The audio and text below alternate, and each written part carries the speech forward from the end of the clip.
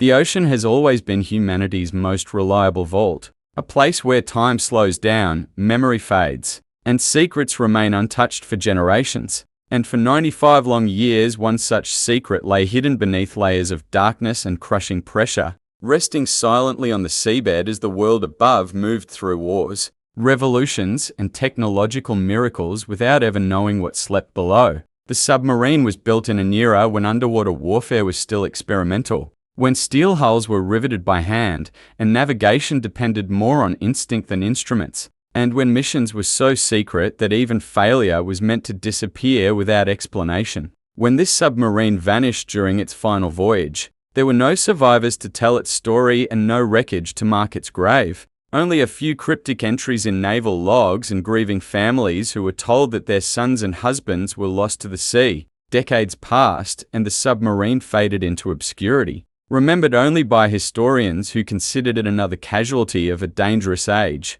until modern sonar technology finally revealed an unnatural shape buried in sediment miles beneath the waves. What explorers initially believed to be a geological formation soon revealed unmistakable signs of human design: a long cylindrical body, corroded but intact, its conning tower still standing like a monument to forgotten ambition. As remotely operated vehicles approached and illuminated the wreck with artificial light, cameras captured scenes untouched since the early 20th century, control panels frozen in time, gauges still in place, and crew quarters that spoke silently of lives interrupted. But it was when investigators breached a sealed compartment deep within the submarine that history took an astonishing turn. Because inside, stacked carefully in reinforced containers, was gold, solid, unmistakable gold measured later at an unbelievable 109 kilograms. The discovery sent shockwaves through the expedition team because this was no random cache or personal stash.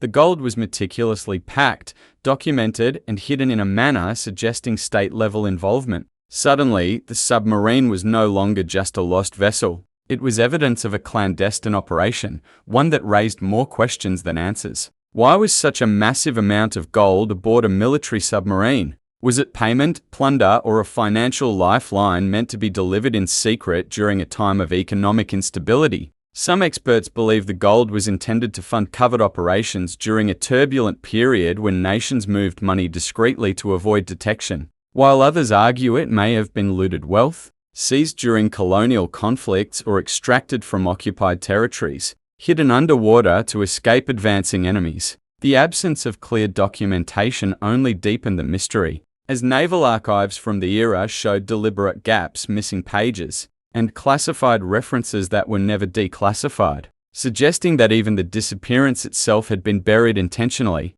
As news of the discovery leaked, governments, historians, and legal experts rushed to stake claims, each interpreting international maritime law in ways that favored their interests. Because ownership of the gold was suddenly worth millions and symbolized far more than monetary value, it represented power, accountability, and historical truth. Families of the lost crew demanded answers, asking whether their loved ones had unknowingly died guarding a fortune, while nations questioned whether the gold should be recovered, returned, or left untouched as a war grave. Yet beyond the legal battles and financial calculations lay a deeper, more unsettling realization: this submarine had not merely sunk by accident. Damage to its hull suggested deliberate scuttling, as if the crew had followed orders to take the secret to the bottom of the ocean rather than allow it to fall into enemy hands. The idea that men were sent on a one-way mission, knowingly sacrificing their lives to protect a hidden treasure, reframed the story from one of loss to one of chilling intent,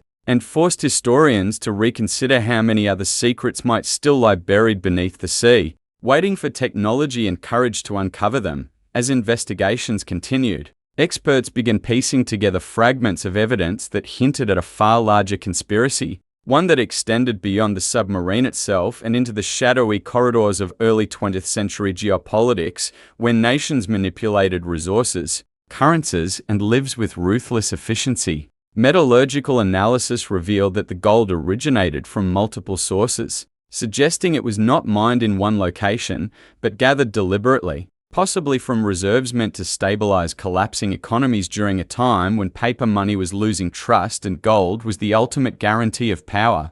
Some historians propose that the submarine was part of a secret evacuation plan, designed to move wealth across contested waters under the cover of stealth, while others theorized it was intended as a floating vault, hidden until a future regime could reclaim it. The fact that no recovery attempt was ever recorded implies that something went catastrophically wrong, either during transit or at the political level, where shifting alliances rendered the mission obsolete and too dangerous to acknowledge. What makes the story even more haunting is the human element frozen inside the wreck: personal items belonging to crew members, letters never sent, and tools left mid-use, all suggesting that whatever decision led to the submarine's final descent was made under immense pressure and with little time for reflection. When researchers simulated the final moments, they concluded that the crew likely understood their fate, sealing compartments and securing the gold before allowing the ocean to claim them. A conclusion that transformed the submarine into a symbol of obedience taken to its most extreme end.